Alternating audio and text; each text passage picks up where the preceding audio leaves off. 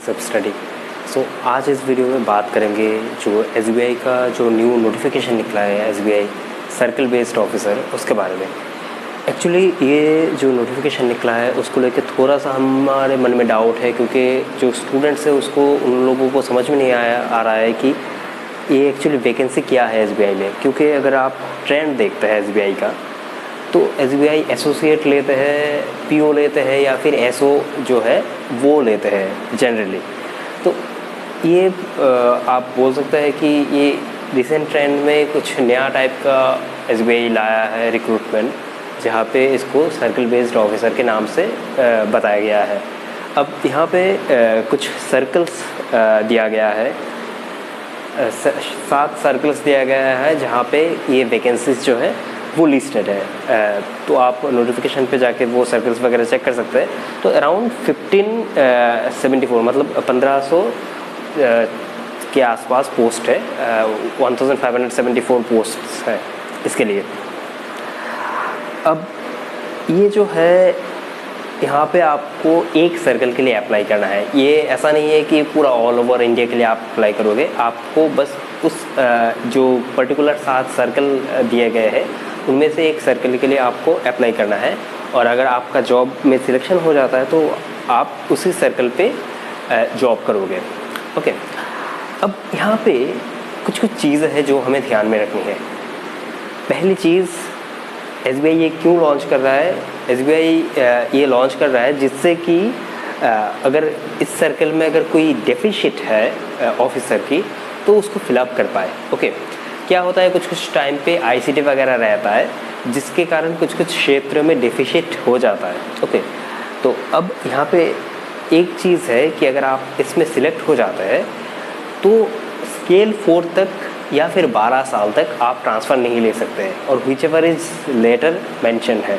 तो मतलब 12 साल तक आपको उस सर्कल में जॉब करना ही करना है। उसके बाद अगर आप चाहते हैं तो इन आईसीटी के लिए अप्लाई कर सकते हैं, मगर इससे पहले 12 साल के पहले, मिनिमम 12 साल के पहले आप आईसीटी के लिए एलिजिबल नहीं हैं।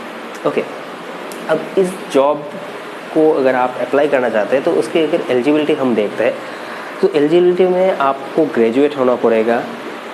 पहला सबसे इम्पोर्टेंट चीज़, ग्रेजुएट होंगे आप। उसके बाद आपको 2 साल का एक्सपीरियंस चाहिए as a officer in schedule commercial bank या फिर आरआरबी में। ओके, अगर आप जॉब कर रहे हैं आरआरबी में या फिर कोई भी शेड्यूल कमर्शियल बैंक पे जहाँ पे आप 2 साल तक जॉब कर चुके हैं तो उसके बाद आप एलिजिबल हो जाते हो इस पोस्ट में अप्लाई करने के लिए। ओके, और उसके साथ साथ आप जिस सर्कल पे अप्लाई करोगे, जैसे कि मैंने पहले भी बताया कि 7 सर्कल लिस्टेड है, वहाँ का जो लोकल लैंग्वेज है वो आपके क्लास 10 या फिर 12 के मार्कशीट पे रहना चाहिए। मतलब आपको लोकल लैंग्वेज आना चाहिए। और यहाँ पे एलपीटी के बारे में कुछ मेंशन नहीं है, तो आप ले लीजिए कि एलपीटी नहीं होगा, क्योंकि यहाँ पे डेफिनेटली मेंशन है कि आपको 10th या फिर 12th में आपको ये लोकल लैंग्वेज होना चाहिए आपके मार्कशीट में।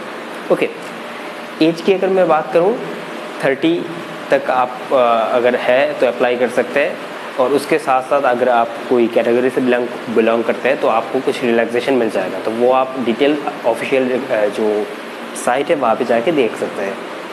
डेट्स की अगर मैं बात करता हूँ तो 27 तारीख से इसका रजिस्ट्रेशन स्टार्ट हो जाएगा, 27 जुलाई से, और उसके साथ साथ ये 16 अगस्त तक चलेगा। और फीस है 750 रुपये, 750 रुपीज़। अब ये जो सिलेक्शन प्रोसेस है ये कैसा होगा? सिलेक्शन प्रोसेस की अगर मैं बात करता हूँ, यहाँ पे कुछ डिफाइन नहीं है कि एसबीआई कैसे सिलेक्ट करेगा। हो सकता है जो स्टूडेंट्स है वो अगर कम रहते हैं तो एसबीआई डायरेक्टली उनको इंटरव्यू पे बुला ले, या फिर अगर ज़्यादा नंबर पे स्टूडेंट्स अप्लाई करते हैं तो वहाँ पे एसबीआई हो सकता है कि एक रिटन टेस्ट कराए जिससे कि वो सिलेक्शन कर पाए इंटरव्यू के लिए। क्योंकि ये जो नोटिफिकेशन है उसमें मेंशन है कि they may be conduct a written examination for selecting candidates for the interview purpose. Okay, so अगर आप इंटरव्यू पे जाते हैं तो वहाँ पे जो आपका इंटरव्यू होगा उसके जो मार्क्स होंगे बस वही डिपेंड करेंगे आपको जो शॉर्ट लिस्ट किया जाएगा उसमें। तो अगर आपका रिटन टेस्ट होता भी है उसका जो मार्क्स है वो आपके मेरिट लिस्ट के लिए कोई मायने नहीं रखेगा, वो सिर्फ सिलेक्शन प्रोसेस होगा। ओके, अब इसकी सैलरी की मैं बात करता हूँ। जैसा आप सबको पता है कि अगर इसमें आप सिलेक्ट होते हैं तो इसमें आपको SBI में एज ए ऑफिसर काम करना पड़ेगा, जिसका पोस्ट का नाम है JMGS 1, मतलब जूनियर मैनेजमेंट ग्रेड स्केल 1, ये होता है फुल फॉर्म इसका। और इसकी जो स्टार्टिंग सैलरी है, जिसकी अगर हम बात करते हैं कि स्केल जो रहता है वो है 30,700 रुपये से, ओके। और हर साल आपको एक एक इंक्रीमेंट मिल जाएगा। तो लगभग आप मान के चलिए कि DA वगैरह जो है वो लगा के आपका जो सैलरी होगा वो अराउंड 50+ हो जाएगा। और उसके साथ साथ जो बाकी के जो और भी कुछ जो सुविधाएं रहती है वो आपको तो मिलेगी, जैसे लीज वगैरह या फिर पेट्रोल अलाउंस वगैरह, और भी बहुत सारे न्यूज़ पर एंटरटेनमेंट, बहुत सारी सुविधाएं मिलती है SBI के ऑफिसर्स को। वो सब कुछ आपको एज यूजुअल मिलेगा, ओके। सो अब मैं इसमें बात करता हूँ कि किसको इस पोस्ट के लिए अप्लाई करना पड़ेगा। पहले तो जैसे आप लोगों को पता है कि अगर आप कोई भी शेड्यूल कमर्शियल बैंक पे या फिर RRB पे काम कर रहे हैं और आपका 2 साल कंप्लीट हो गया है एज ए ऑफिसर, तो आप इस पोस्ट के लिए अप्लाई कर सकते हैं। अब बहुत से लोग सोचते हैं कि इसमें कौन अप्लाई करेगा। देखिए, SBI एक ऐसा फील्ड है या फिर ऐसा बैंक है जहाँ पे बहुत सारे स्टूडेंट्स चाहते हैं कि वो काम करें, ओके। सो अगर आप चाहते हैं कि SBI के साथ जुड़ के काम करना चाहते हैं, क्योंकि SBI का फॉरेन बैंकिंग वगैरह बहुत सारे डाइवर्सिफाइड फील्ड है SBI में जहाँ पे आप जा सकते हैं इसके बाद, तो उस पे आप अप्लाई कर सकते हैं, ओके।